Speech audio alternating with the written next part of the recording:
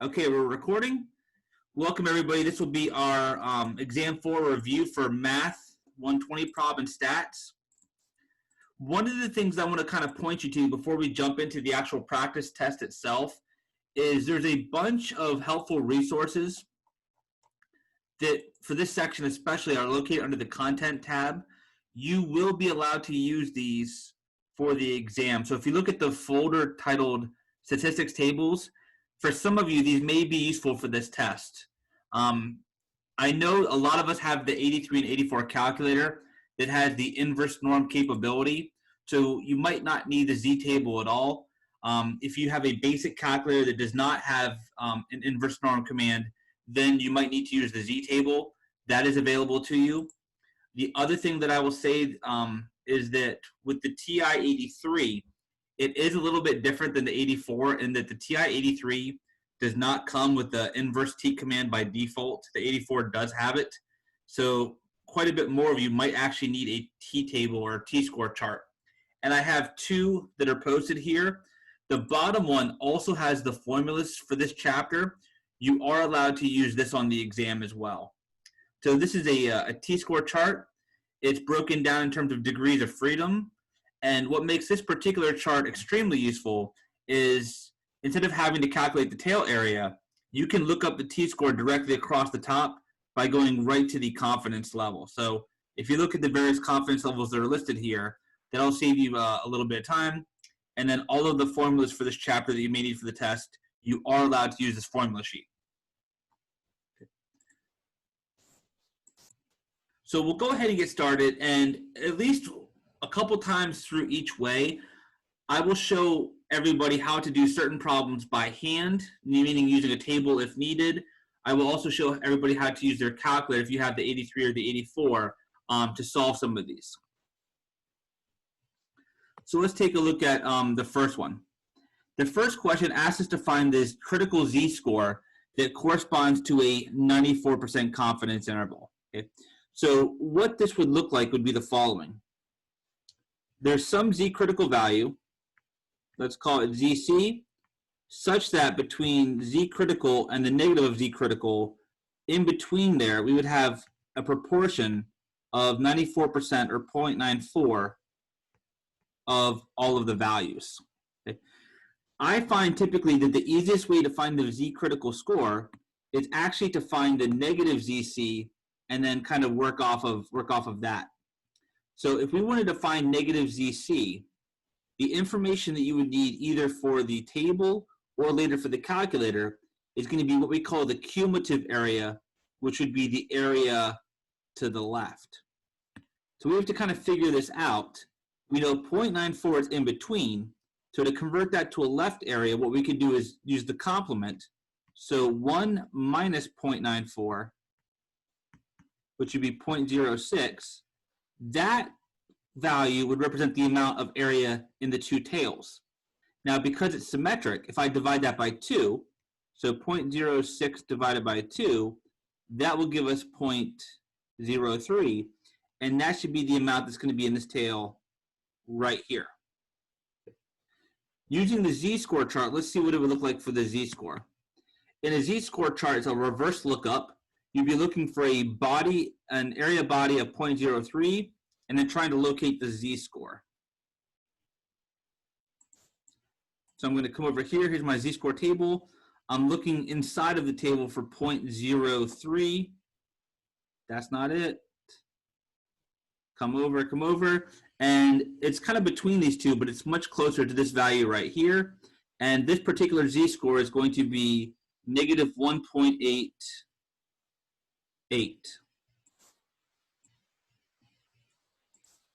So this is the closest, so it's negative 1.88 would be the negative of our z critical.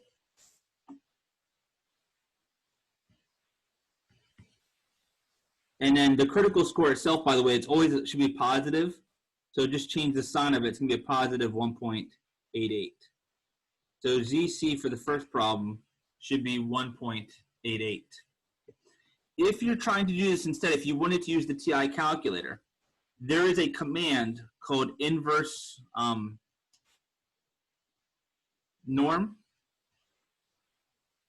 The inverse norm command accepts three inputs.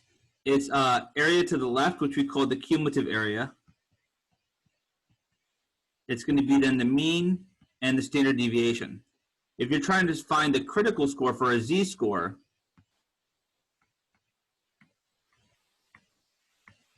then it's going to be 0 and 1, because the z-score, remember, that relates to the standard normal, and that has a mean of 0 and a standard deviation of 1. So I would go to my calculator. I'm going to go ahead and turn it on. I would go to the second distribution button, and either on the 83 or 84, it's going to be choice 3. I hit inverse norm. On the 84, it's a little bit nicer in the sense that they actually prompt you for the inputs. So the area, you can enter the 0.03, or you can actually enter it as a computation, 1 minus c divided by 2, with parentheses like this. The mean is 0, the standard deviation is 1, and then we'd go ahead and hit enter. For those of you using the TI-83, they're not going to prompt you what the inputs are. You have to know that inverse norm requires 3 inputs, and they have to go in order: area to the left, mean, standard deviation, all separated by commas, and the comma key is the one directly above the 7. If I go ahead and hit enter, again, what it's going to give me is going to be the negative of z critical, which is what we got from the table, negative 1.88. But just remember that a critical score, whether it's a ZC or a TC, those should always be positive. So even with this, we're going to get a positive 1.88. Does anybody have any questions on finding critical z-scores?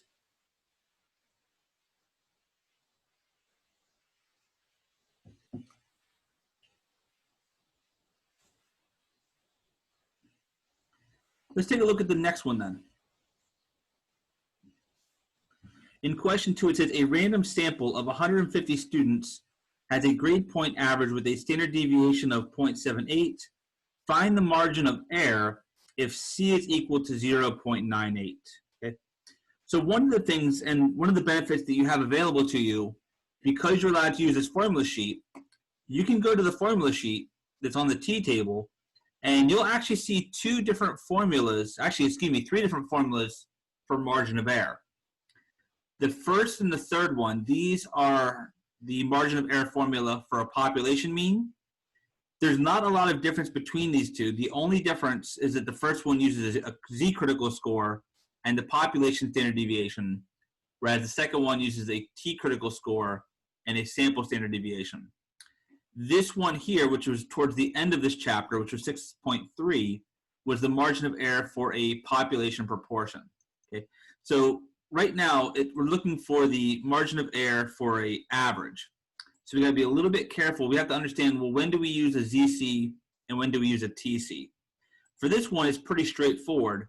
If you have a sample size of 30 or more, it will always be ZC. So if n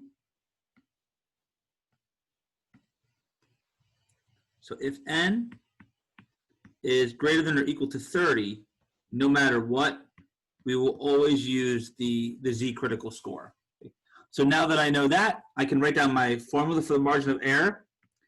It's going to be E equals ZC times sigma divided by the square root of n. Now, if we wanted to be picky here for a minute, when you use ZC, it doesn't really matter what standard deviation you have. Technically, this would actually be S as a variable because it was from a sample, but because we're using a ZC, in this formula, technically, it could be any of the standard deviations. So it's going to be ZC times the standard deviation, which I know is 0.78. We need to divide this by the square root of the sample size. Here it's a sample of size 150. The only number that we don't quite have yet that we need is we need to find ZC, and ZC is going to be tied into that confidence level. So right now we have a confidence level of 0.98. You can either use a table or you can use the inverse norm command like we just did in problem number 1, but it would be like inverse norm 1 minus 0.98 whole thing divided by 2, comma 0, comma 1. That should help us to find z critical. So I'd come over to my calculator, second distribution, go down to inverse norm, 1 minus 0.98 divided by 2. As we saw when I kind of graphed it out, geometrically, that gives you the left tail area, 0, 1. Go ahead and hit paste, and we would see to about 2 places, it's going to be negative 2.33. So the Z critical value is going to be a positive 2.33. Once we know that remaining number, we can plug it into our margin of error formula. And let's round this one to, let's say, 2 places. So it's going to be 2.33 times 0.78 divided by the square root of 150. Hit enter. And to about 2 places, our margin of error ends up being about 0.14.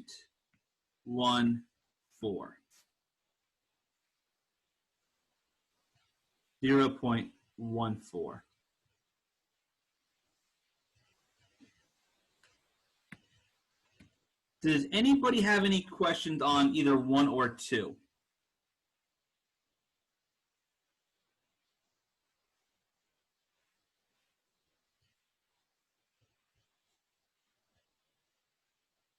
Let's take a look at number 3 then. Number 3 is one that if you don't have a TI-84, you will need to do this with the table. And I would even say, even if you did have the 84, this is actually really quick to do by using the table. So first of all, if you use the table that I give you, all you need to know is 2 values. You need to know the confidence level, which in this case is 0.95, and then we need a second value, which is called the degrees of freedom. Okay, and the degrees of freedom is always 1 less than the sample size. Please pay attention to this. If there's anything that students would typically make a mistake on as it pertains to the T critical score, it's they forget to use degrees of freedom instead of the sample size. So if we had a sample of size 16, then that means that we're going to have 16 minus 1, which is 15 degrees of freedom. So with those 2 values, we can go to our table. Let's pull that up.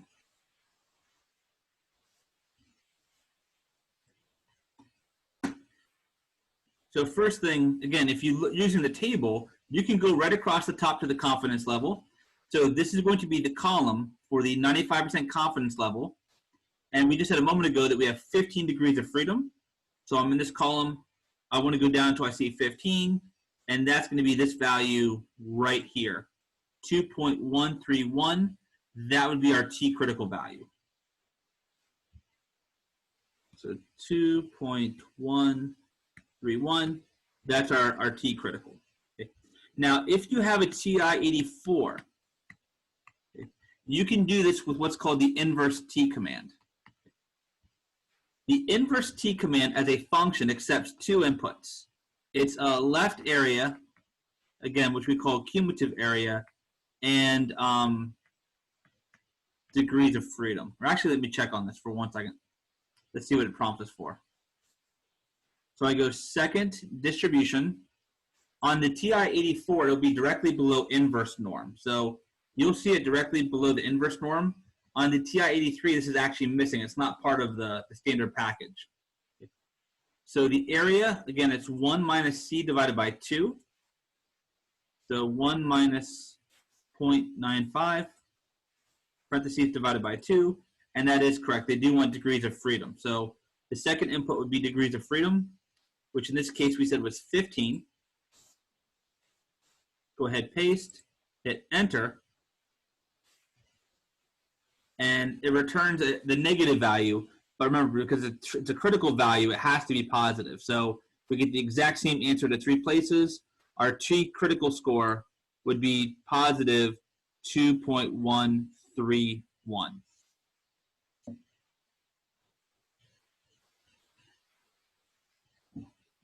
Does anybody have any questions on finding the T critical score?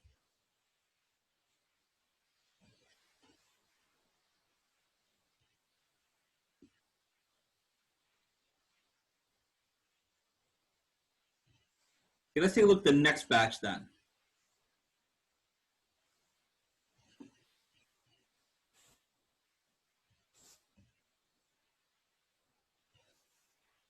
In question 4, it again says find the margin of error for C equals 0.99, N equals to 10, and S equals to 3.2.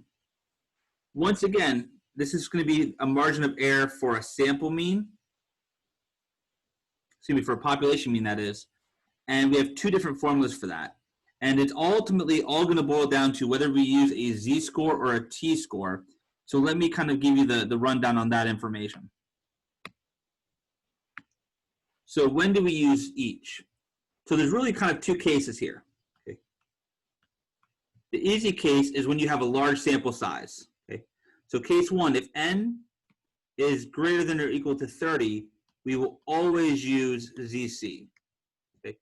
So if n is greater than or equal to 30, it will always be the Z critical score.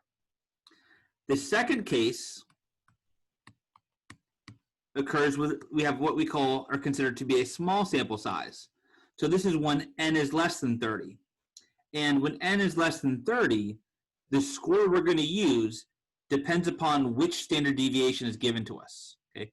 So if we know the population standard deviation, so if we know sigma, then we'll still be able to use ZC.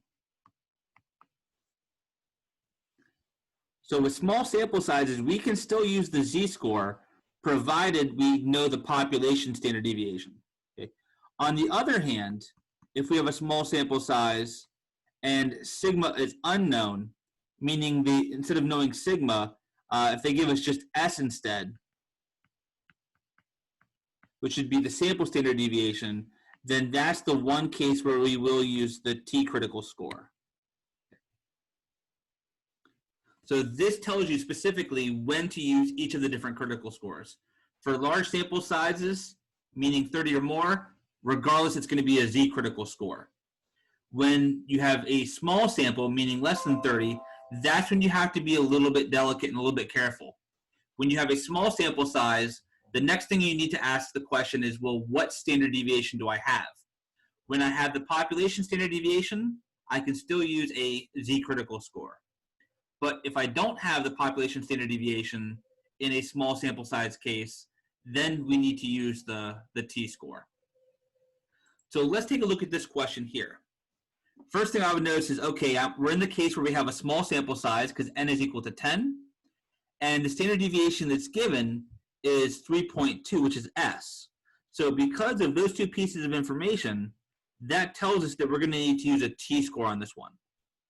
Once I know that, I can go ahead and write down the formula for the margin of error that uses T. It's TC times S divided by the square root of n. Let's plug in everything that we do know immediately. I know S is 3.2. I know n is going to be 10. And now we need to find TC.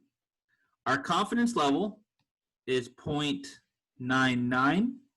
And to find TC, we also need degrees of freedom, which is going to be n minus 1, which is 9. So for me, I'm just going to go to the chart. 99 confidence level, 9 degrees of freedom. So if we look at the chart, the last column is a 99% confidence level, and 9 degrees of freedom would be right here. That should be a TC value of 3.250. So right here.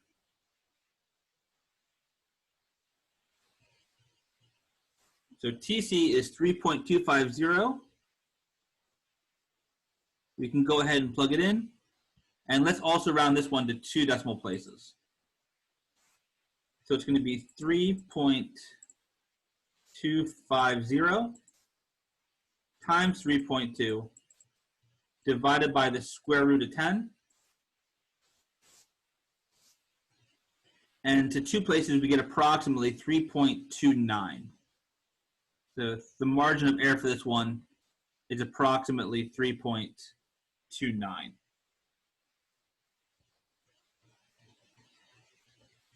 Does anybody have any questions on this one?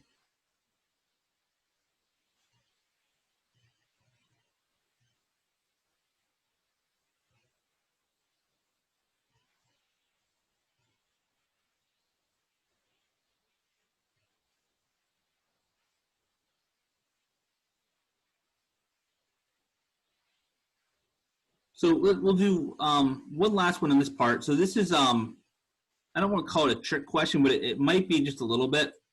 In question 5, it says, in a random sample of 28 families, the average weekly food expense was $95.60 with a standard deviation of $22.50. Determine whether a normal distribution, that would be our z-scores, or a t-distribution should be used, or whether neither can be used to construct a confidence interval. Okay. Excuse me, it does say the weekly distribution of expenses is normal. Okay. So this last line is important. Excuse me, this is not a trick question. We can actually do this. So if they don't tell you that the distribution is normal, then you would not be able to use either the ZC or the TC. So one of the things you want to be on the lookout for is to make sure that somewhere in the wording of the problem, they do say that the data set is normally distributed. On the exam, I'm not going to try to throw you all a curveball or give you one where this wouldn't apply, but just be aware that in practice, if you don't have a normally distributed data set, then neither the ZC or the TC would apply. Let's take inventory of what we have. We have a sample of size 28. So N is 28. The average weekly food expense was $95.60. So that's our average, that's X bar. That's $95.60 with a standard deviation of $22.50. A lot of times I find that some students will kind of struggle in order to determine whether this is S or sigma. So which standard deviation is this?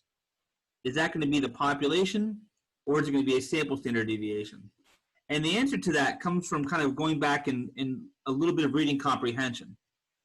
If you look at the start of the sentence, it says, in a random sample of 28 families, comma. What that indicates is that everything else that comes after that comma is related back to that random sample. So in fact, this is actually the sample standard deviation S, which is going to be 2250. It says determine whether we would use a normal distribution or a t-distribution to construct the confidence interval. We're not actually constructing it this time, but we just want to say what would it be? Would it be a ZC or a TC? Again, to answer that question, we need to consider two things. First of all, what is the sample size? So here N is 28, which is less than 30. And anytime it's less than 30, this is where you need to be careful. If it's less than 30, we need to see, well, which standard deviation do we have? We have S, which means that we don't know sigma. And this is specifically the case where we would need to use a t distribution. So for question number 5, in order to work this one out, we would need to use a t-score. And that's all that question was asking for. We don't have to go any further than it. They just wanted to know, based upon the preliminary information given, would you do a z-score or a t-score for the interval? Does anybody have any questions on number 5?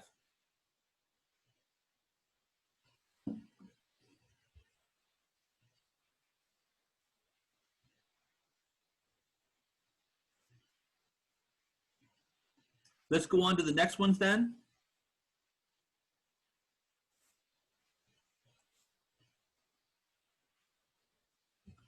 Same thing, we're not actually going to work it all the way through. They just want to know whether we would use a z-score or a t-score. Here we have a sample of 20 IQs. So N is 20, so we're in that small sample size situation. And they say that the standard deviation sigma, which is the population standard deviation, is 15.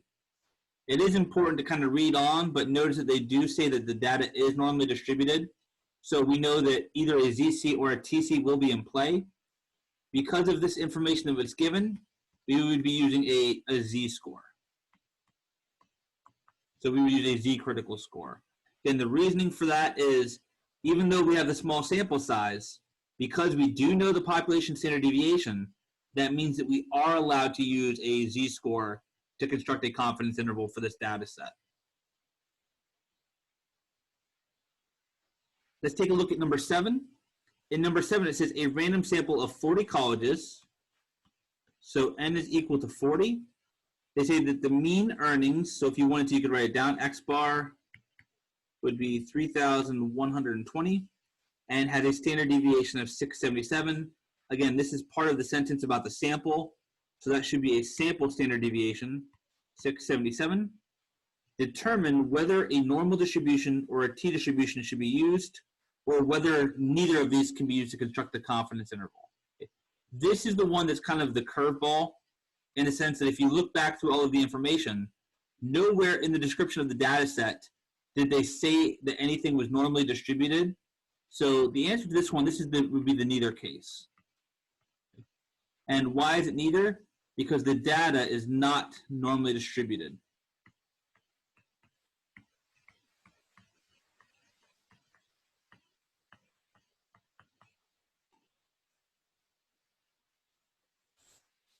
Give you all a minute to kind of look through that one. Does anybody have any questions on this example?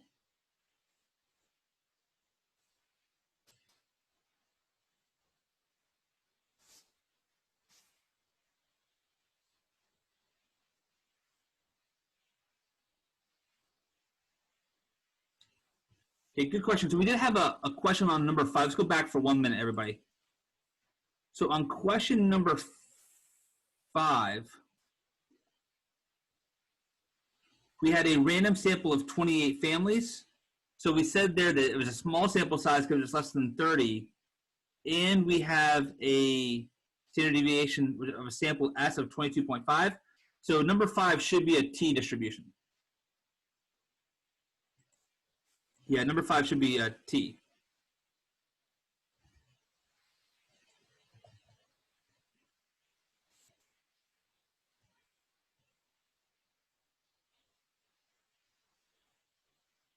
Let's take a look at the next two.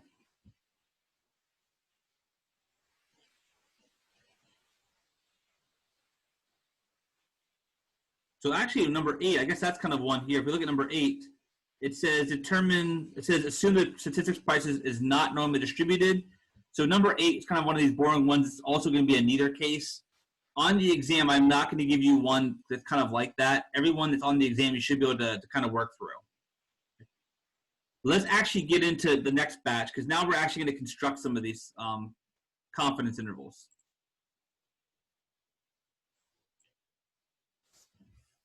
Let's take a look at number 9. It says a random sample of 40 students has a mean annual earnings of 3,120 and a standard deviation of 677. Construct the confidence interval for the population mean, mu, if the confidence level is 0.95. Okay. So again, the directions are changed. Now we're actually looking for the confidence interval. Okay. And this is a confidence interval for a mean. The confidence interval for a mean will always look like x bar minus e to x bar plus e, where x bar is the sample mean. Here in the statement of number 9, they tell us that the sample mean is 3,120, and then the margin of error depends upon whether we're going to use a z interval or a t interval. Notice that we have a sample of size 40, so automatically, because that's bigger than 30, we know we should be able to use a z interval for this one. The standard deviation, technically it's s, because it's referring to the sample, but that's not going to really matter. We can still use it in the z-score formula. And now we need to define the z-score that would correspond to the confidence level of 0.95. I'm going to work this one out both by hand as well as by using the TI calculators just to show you how it would look. So one thing we already know, I know my sample mean is the 3,120. So all that remains is to calculate E, and then we're going to simultaneously subtract it and then add it to our x bar value. To find E, we need to divide by the square root of the sample size. That's the square root of 40. The standard deviation we know is 677. And now we do need to find ZC, and ZC is related to that level of confidence. So I'll use the calculator. I'm going to do inverse norm, 1 minus C divided by 2, 0, 1, and that'll help us to find ZC. So I come down here, second distribution, go down to inverse norm. The area is going to be 1 minus 0.95 and parenthesis divided by 2. comma 0, comma 1. Hit enter. And to two places, the z critical is going to end up being a positive 1.96. So 1.96 is the z-score that corresponds to the 95th percent confidence level. Based upon the sample mean being a whole value, we're only going to take the margin of error out to one spot. On the exam, it'll say how many places to round to. We have 1.96 times 677. And then we're going to divide that by the square root of 40. Go ahead and hit enter. And to one decimal place, this is going to round to 209.8. So our margin of error is 209.8.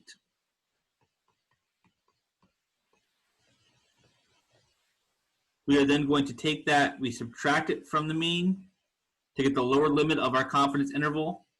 We add it to the mean to get the upper level of our confidence interval. And this is what we're going to get. So 3,120 minus 209.8. That gives us a lower limit of 2910.20.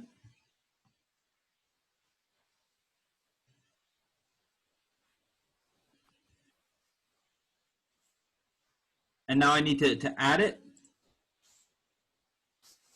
to find our upper limit. And that's going to be 3329.8.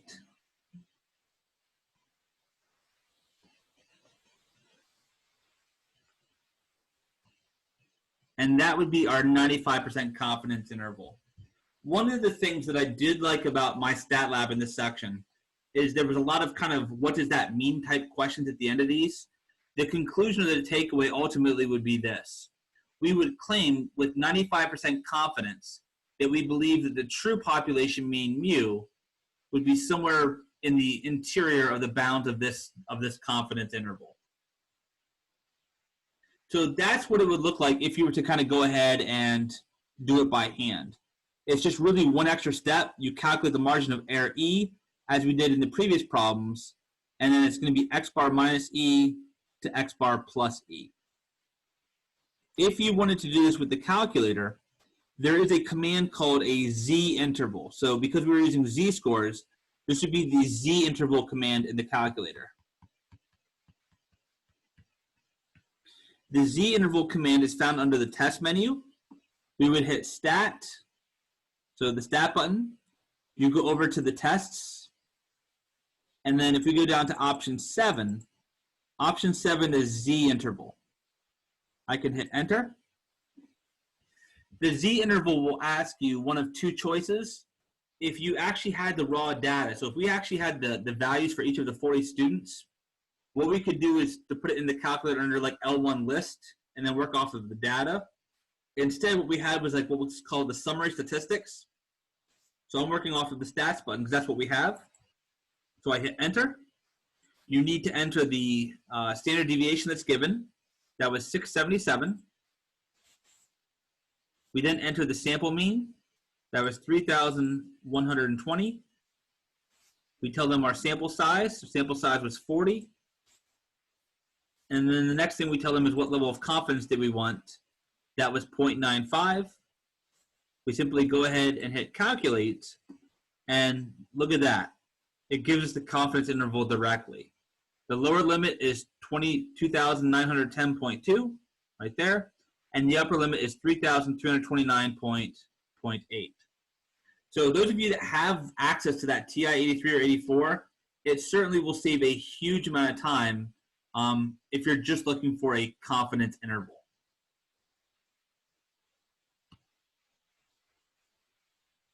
Does anybody have any questions on this example?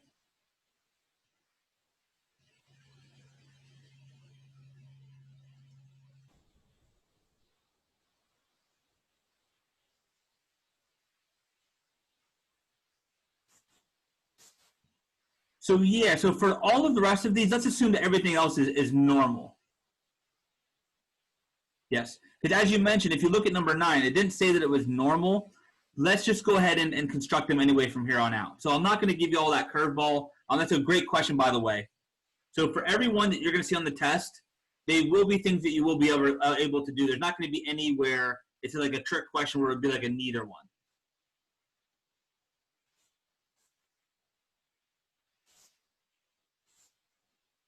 Excellent, excellent question. For those of you that become practitioners of statistics, though, so if you ever use this out in the field, then that's when these kind of things become very important to check, because you can't apply like a theorem or result for math if like the premises don't work in the first place. But for us at just this level, we want you all to get used to computing the things, and then as you get more versed, we take like second class in statistics. There's oftentimes where you'll talk about like which methods to use in which settings. Let's take a look at number 10. They're asking for, I believe, a similar thing. We want a 95% confidence interval for the population mean mu. So because it's going to be a confidence interval for a population mean, it's going to have the same format. It should be x bar minus e to x bar plus e. Again, here, as with the rest of these problems, they should say that it's normally distributed. So that's good. We have a sample of size 25, so n is 25. Have a sample mean score of 81.5. And a standard deviation of a sample, S, is 10.2. So we look at this information, we say, okay, n is 25, so that's a small sample size, and we don't know sigma, we only know S. That's what leads us to a t-score. So we have to use a t-interval here. So for the t-score, for the margin of error, it's going to be tc times S divided by the square root of n.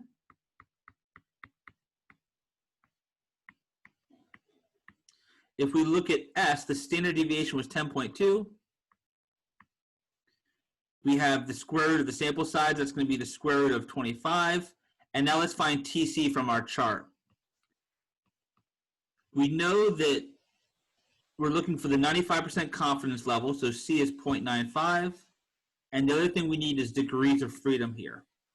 If we have a sample of size 25, then that means that we're going to get 24 degrees of freedom. So we're going to go to our chart. Let's bring up our t-score chart. So confidence level of 0.95 is going to be this column right here. We scroll down until we find 24 degrees of freedom, which should be here. And that will lead us to a t-critical value of 2.064. So 2.064 is our t-critical. Let's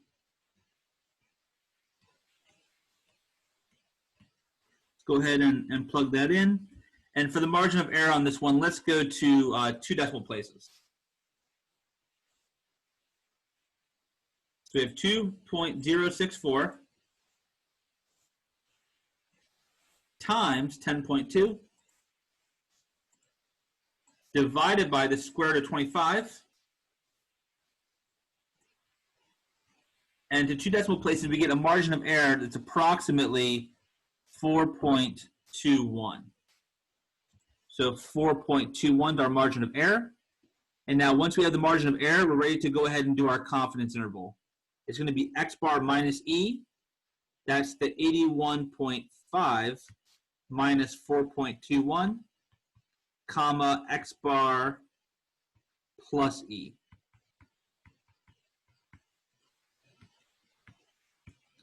We can punch this into the calculator.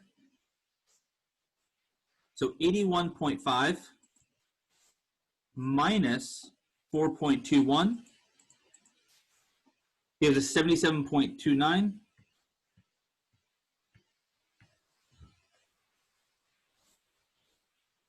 And then we need to do the 81.5 plus 4.21. And that should give us 85.71. So that would be our 95% confidence interval.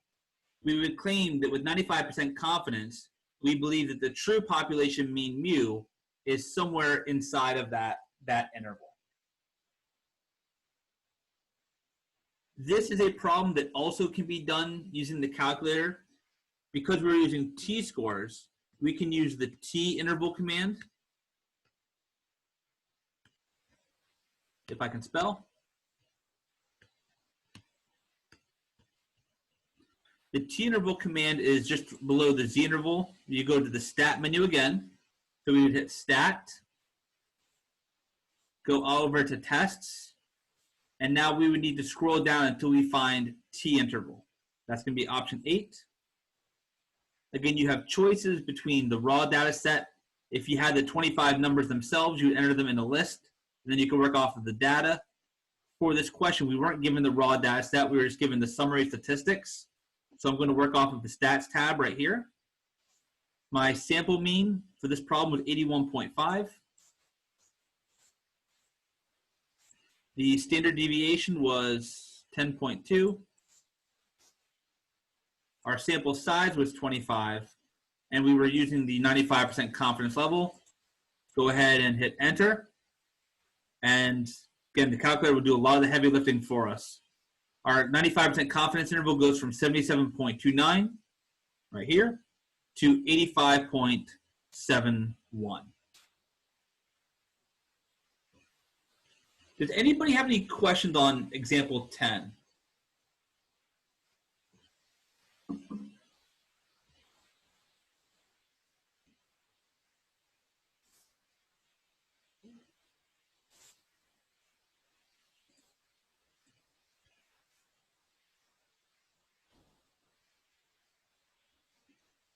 Let's take a look at number 11. So we've already kind of done a lot of these. So I'm going to use the calculator to kind of go through 11 a little bit quicker, just to save some time.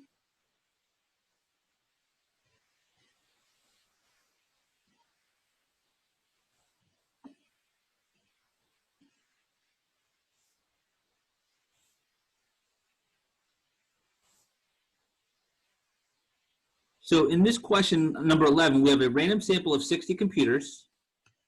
So N is 60.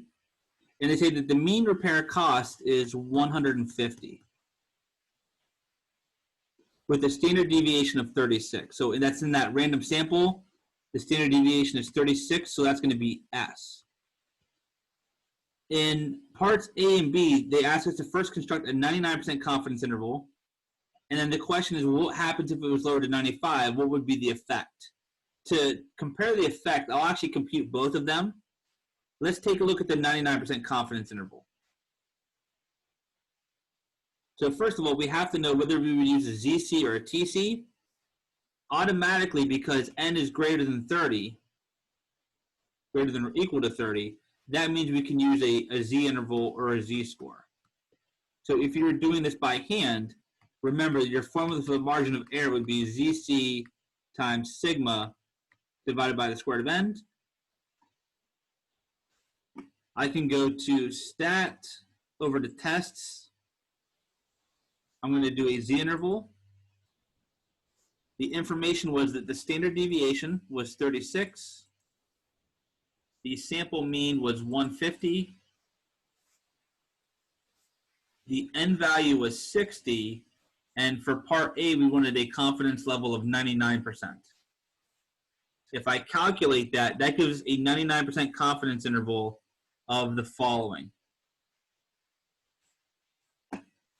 It's going to be 138.03, comma 161.97.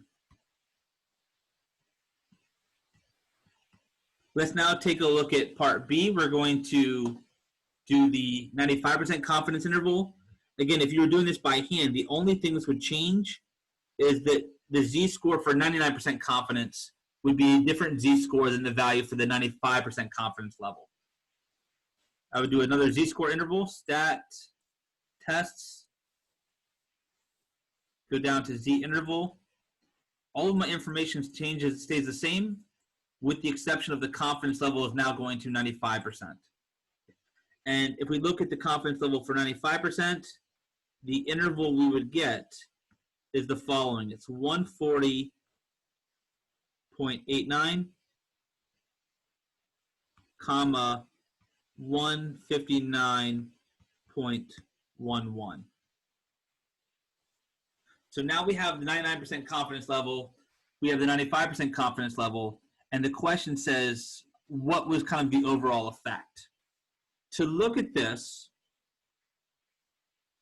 one of the things that we always know is that the confidence intervals themselves are always centered at the sample mean. So the sample mean here is 150, and I'm going to draw out the 99% confidence level in green. So somewhere on my number line, I have 138.03, which would be to the left of 150, and then over here to the right, I would have 161.97, and that interval there would be my 99% confidence level. I am now on the same interval, on the same number line, going to draw the 95% confidence level. So 140.89 is going to be a little bit closer to 150 than what 138 would be. So 140.89 would be somewhere here, and then 159.11 would be somewhere there, and then that would constitute the 95% confidence interval. And then the question is kind of what was the effect or what is the difference? The answer is always this. Now, I love to give the analogy. Imagine if you were in a stream or a lake and somebody said you have to catch a fish, and the only tool you had to catch the fish with was a net. Would you feel more confident using a larger net or more confident using a smaller net? And the answer is it would be much easier for a larger net. Same thing is happening here too. The larger your confidence interval, so the more confident you want to be, the wider the interval will be.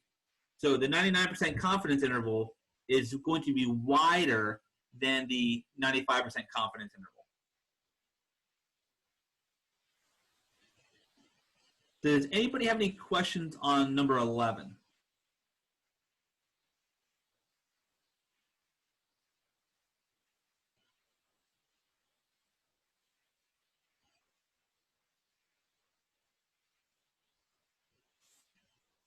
Let's go on to number 12 then.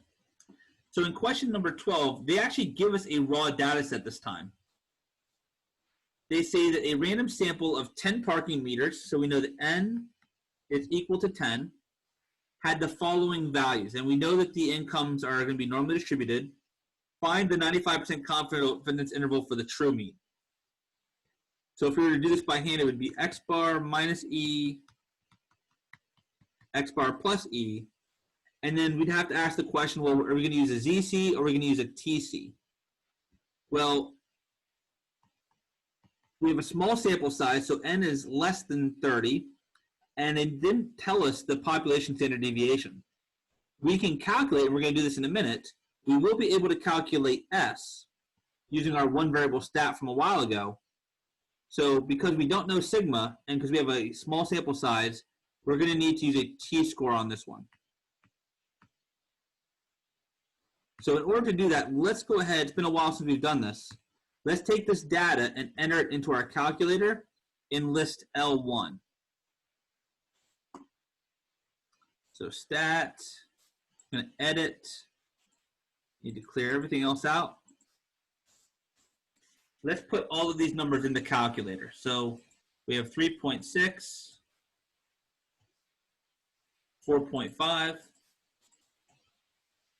2.8, 6.3, 2.6, 5.2, 6.75,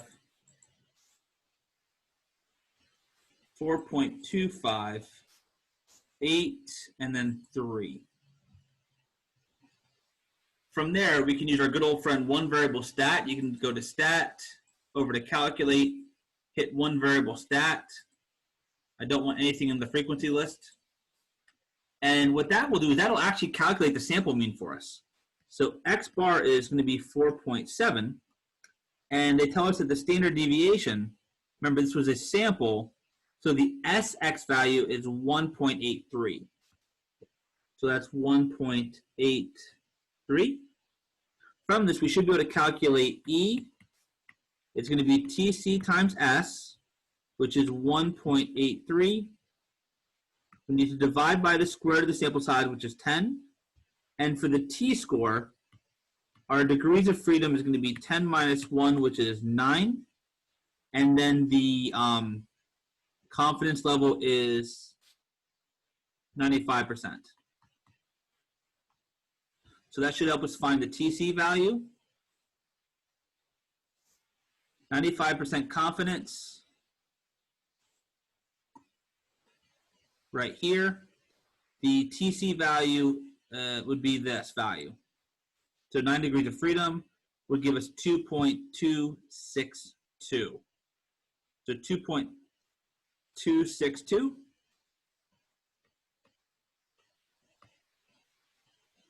We can calculate our E.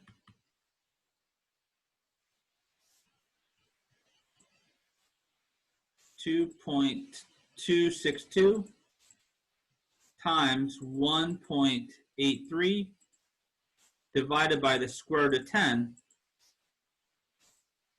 gives us about 1.31.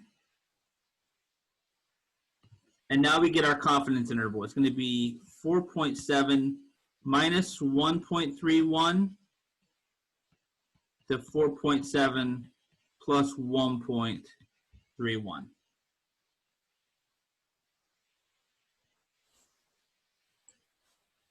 So 4.7 minus 1.31 is 3.39, comma, now we do mean plus E, and that would be 6.01. So this question, we had to do a little bit more computation because they gave us the raw data set, so we didn't have the summary statistics. But as we did earlier in the class, you can always find sample means and standard deviations by using the one-var stat command. Okay. Alternatively, again, if you have the 83 or the 84, a faster way to do this would be go to stat. We can still use the tests. We were still doing a t-interval, but because we were actually inputting the data, you can go right off of the data option, hit enter, as long as your confidence interval is correct, 95%, 95%, hit enter, and that will also directly give you the confidence intervals. So to two places, it's going to be 3.39, which is what we have here, and then to two places, 6.01. Does anybody have any questions on number 12?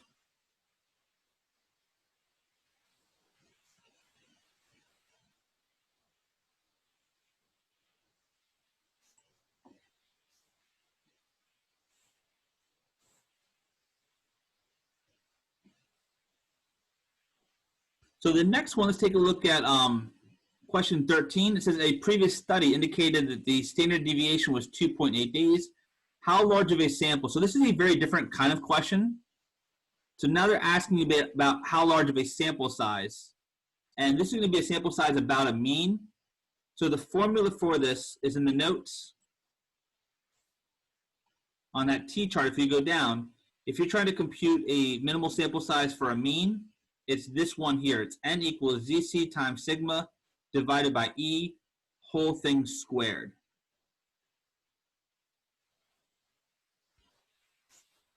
So n equals ZC times sigma divided by E entire thing squared. For part A, we're using a 90% confidence interval. That will tie into the z-score in a minute. We know that the standard deviation was 2.8. When they say that it wants to be differ or be off by no more than 1 day, that's actually the margin of error. So the margin of error is 1. And now the only other thing we need is ZC. And to find ZC, we can do the inverse norm of 1 minus 0.90 divided by 2, 0, 1. Or you can use the table for this, either way. Second distribution, inverse norm, 1 minus 0.90, 0, 1, so how it'll go in as. So when you're using inverse norm, it's left area, mean, standard deviation. We get the negative 1.64, so the Z critical is positive 1.64. That is the last number we need for our N formula. Couple of things about using this formula you got to be very careful with, okay?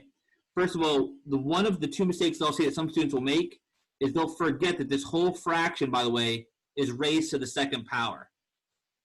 So if I go to plug it into my calculator, I'm going to start with a parenthesis. I'm simply going to do 1.64 times 2.8 divided by 1, and parenthesis, and now that whole thing needs to be squared. So I'm going to hit the square key. So make sure you don't forget to square that fraction, hit enter. The second thing that's unique about the N formula is very similar to what we saw back at the beginning of the class when we worked on class width. And that's that this N value always has to be rounded up regardless. So this was like 21.08 something, but if you have any fractional value, whether it's 0.5 or 0.2 or 0.1, whatever, it always gets rounded up. So for part A, the minimal sample size would be 22. So N equals 22 would be our minimal sample size. In part B, they says, well, what if we change it to a 95% confidence interval? Same formula, ZC times sigma divided by E squared. Standard deviation isn't going to change. The margin of errors was still within 1, but now we would need the confidence level of 95% for the Z-score. So I go second distribution, inverse norm. Some of you might have this one memorized already, but it should be like 1.96. So the Z-score that corresponds to 95% confidence is 1.96. And no matter what it works out to, we always have to bump it up. So if I do parentheses, 1.96 times 2.8 divided by the margin of error of 1, we're going to square that whole thing and hit enter. It works out to be about 30.1 something, but automatically that has to get bumped up to a sample size of 31. So in part B, to have at least a 95% confidence interval, we would need to have a sample of size at least 31. One of the questions they ask is, well, which level of confidence requires the larger sample size? And the simple answer is the higher the confidence level. The more confident you want to be, the more information that's going to require.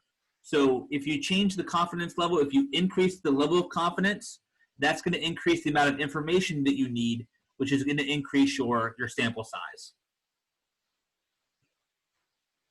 Does anybody have any questions on 13?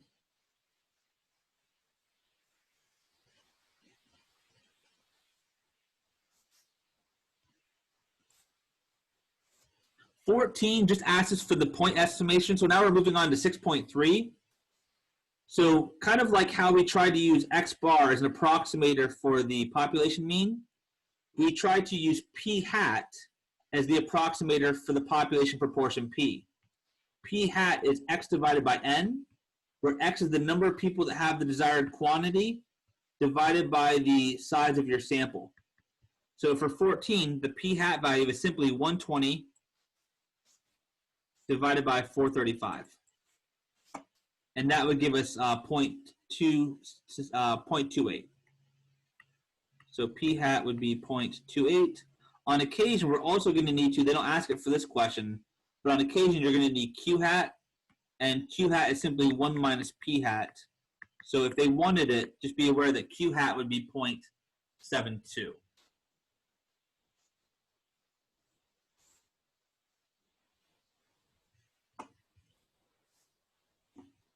15 is very similar. Again, you're just looking for a point estimate for the population proportion P. So again, P hat is just X divided by N.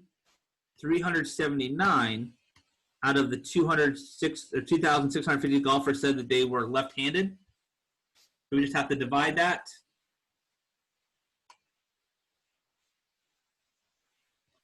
And that would be approximately about 0.14. So P hat here would be 0.14.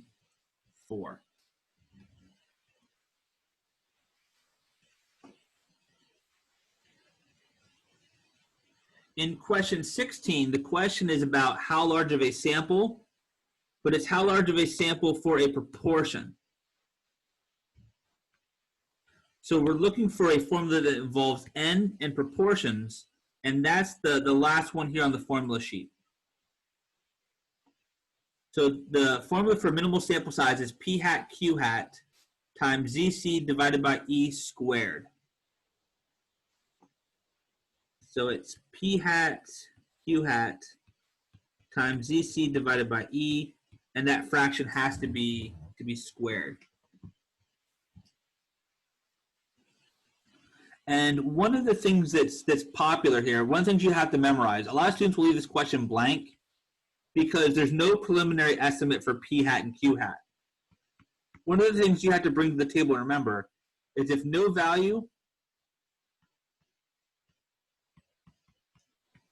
for P hat or Q hat is given, then we're going to make an assumption. We're going to assume that P hat is 0.5 and that Q hat is also 0.5.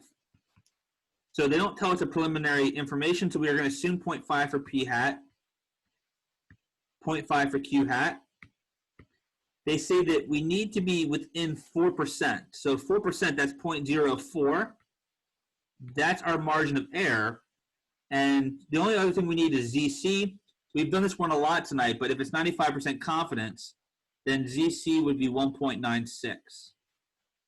And just like with the other formula for N, this must always be rounded up. So it's 0.5 times 0.5 times parentheses 1.96 divided by 0.04 N parentheses squared. It comes out to about 600.25, but automatically that must get rounded to 601. So for this question, we would need a sample size of at least 601 to guarantee a 95% confidence interval. Does anybody have any questions on 16?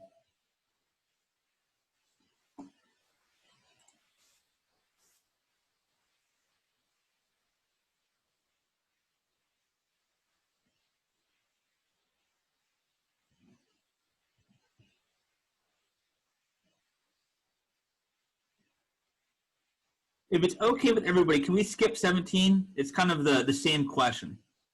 17, you don't have a preliminary estimate either, so you would need to assume P hat and Q hat are both 0.5 for that one. 18 is asking the same thing, but now we actually do have a preliminary estimate.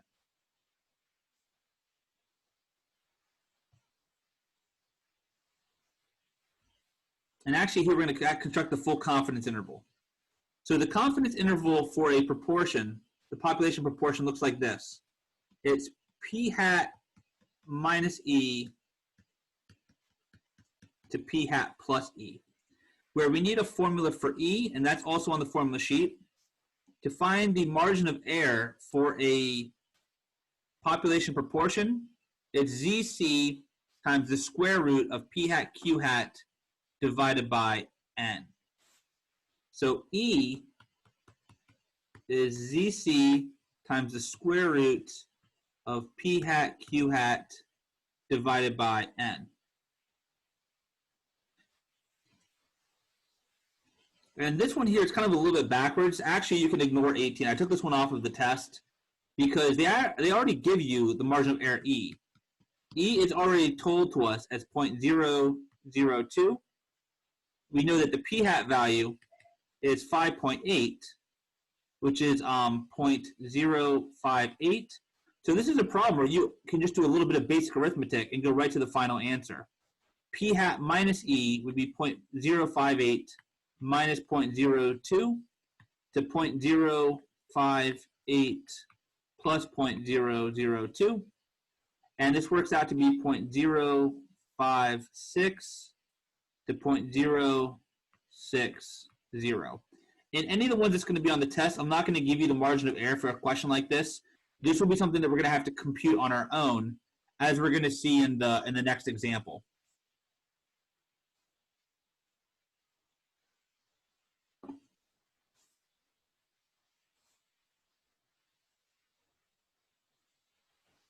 In 19, it says, when 495 students were surveyed, 150 said they owned their own car. Construct the 95% confidence interval for the proportion of college students who say that they own their own car. So the confidence interval for a proportion is p hat minus E to p hat plus E. P hat, we said, was X divided by N. Here, this is going to be 150 divided by 495. 150 divided by 495 is about 0.30.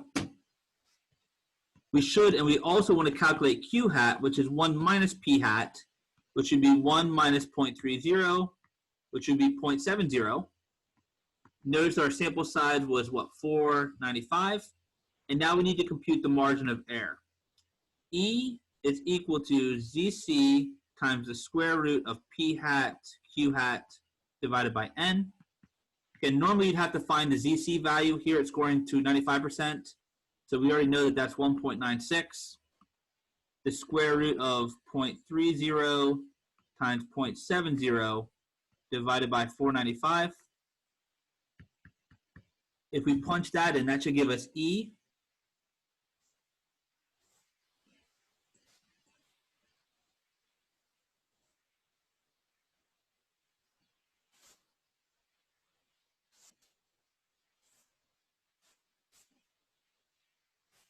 See if I can find my calculator. There it is.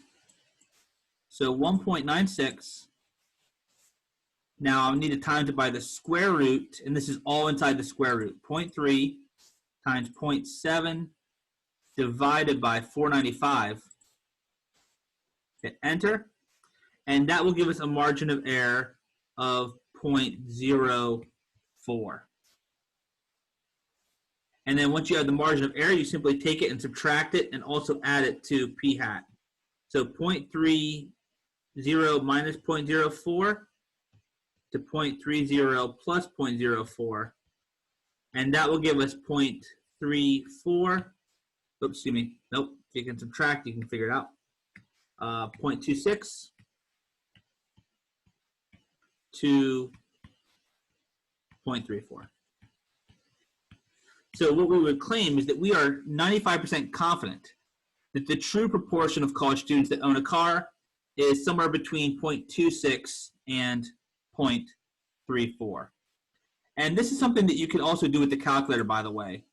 If you wanted to compute confidence intervals for a proportion, there's a command called the one prop Z interval. So one proportion Z interval. This would be under the test command. You would hit stat, go over to tests. We need to scroll down a little bit, be very careful. There's a one prop Z test. We're not doing a test, we're doing an interval.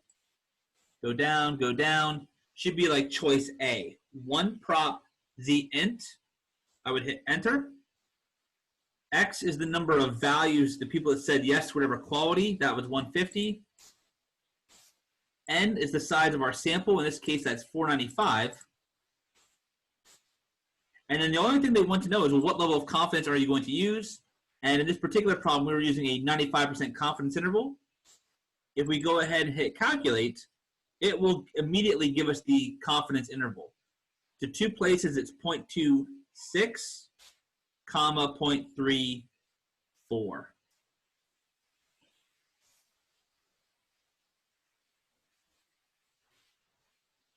And then I'll skip 20 if that's okay. It's the same process. You need to compute a one prop z interval.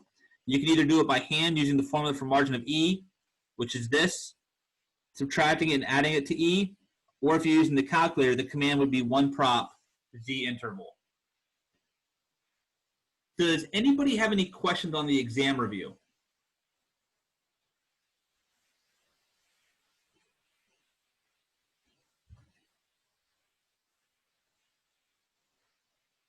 If not, that's all I have. Have a great evening, everybody, and good luck tomorrow on your test. And if anything comes up, just please let me know.